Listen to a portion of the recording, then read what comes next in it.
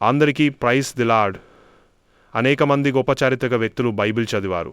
Number 1 Isaac Newton, ప్రఖ్యాత శాస్త్రవేత్త మరియు గణిత శాస్త్రజ్ఞుడు.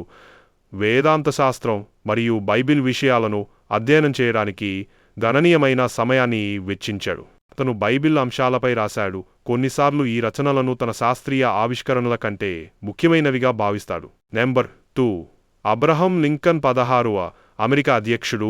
బైబిల్ మానవునికి ఇవ్వబడిన అత్యుత్తమ గ్రంథమని తన నమ్మకాన్ని ప్రకటించాడు. దీని ద్వారా రక్షకుని నుండి అన్ని మంచి విషయాలు తెలియజేయబడతాయి. Number 3 Martin Luther. ప్రొటెస్టెంట్ సంస్కరణలో కేంద్ర వ్యక్తి అయిన లూథర్ బైబిల్ను జర్మన్లోకి అనువదించాడు మరియు మతపరమైన జ్ఞానం యొక్క మూలంగా దాని ప్రాముఖ్యతను నొక్కి చెప్పాడు. Number 4 John Quincy Adams. 6వ యుఎస్ అధ్యక్షుడు ప్రతిరోజు బైబిల్ చదవడం అలవాటు చేసుకున్నాడు.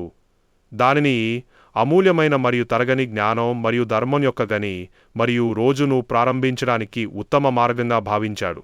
నెంబర్ 5 19వ శతాబ్దపు బ్రిటిష్ ప్రధానమంత్రి విలియం గ్లాడ్స్టోన్ బైబిల్ను అంకితభావంతో చదివేవాడు మరియు తనకు తెలిసిన గొప్ప వ్యక్తులలో ఎక్కువ మంది బైబిల్ అంచరు అని గమనించాడు. బైబిల్కు ఒక ప్రత్యేకమైన మూలం ఉందని, అది దానిని ప్రత్యేకంగా ఉంచుతుందని అతను నమ్మాడు. Subscriber for more videos.